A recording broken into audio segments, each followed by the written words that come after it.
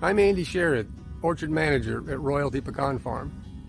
It's early May, pollination has taken place, and the leaves are a vibrant green. Many of the terminal ends of these growing tips contain these clusters of pecans that you see right here that will form the future crop that we'll harvest this coming winter. But now is not the time to let down our guard. Up to half of our crop could be eliminated right here at the beginning of the season by a tiny little insect called the Pecan Nut Casebearer. Now that's a really long name for a very small moth that lays an egg on the terminal end of these clusters. The larva burrows in to the side of each one, kills it, eats it, it falls to the ground, and in time that whole cluster could be eliminated and not have the potential to produce any pecans this fall. So we have to control this insect every single year. Now science has given us a tool to monitor the beginning of the life cycle of this insect. This trap right here is a pheromone trap. Now a pheromone is an odor that insects use to communicate with each other.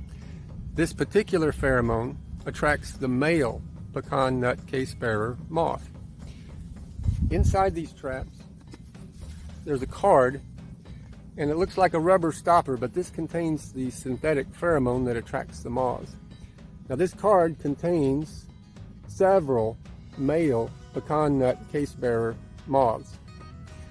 And the way this works is I'll put several of these traps out early in the season before the life cycle begins, and we'll get several nights of no catches at all. And then one night we'll catch 2 or 3, and then the next night 5 or 6, the next night 10 or 12. Well, then we know the life cycle has begun, and the female Pecan Nut Casebearer moths are being fertilized, and that 7 days after the beginning of the fertilization period, the females will lay eggs on the terminal ends of these nut clusters. Well, 7 to 10 days after that, those eggs are going to hatch, the larvae will burrow into the sides of those nutlets, and the crop is gone. It's that 7 to 10 day window that we're looking for, and that's the time that we can act. We use a product that is specific only to killing the larvae of moths and butterflies.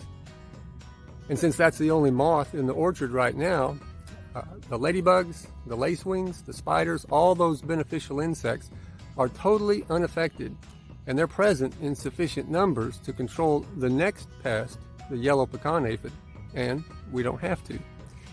Now that method of insect control fits beautifully into the sustainable agriculture production model that we implement here at the farm.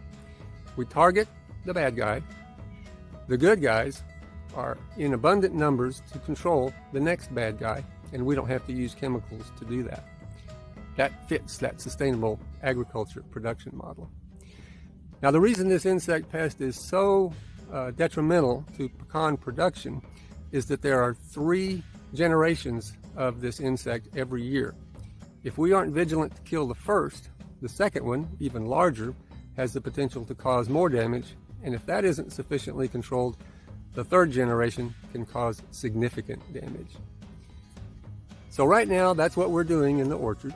We're trapping moths, looking for eggs, and we'll soon be controlling this major pest that we have, the Pecan Nut Casebearer, and have ample pecans in the fall for you to enjoy.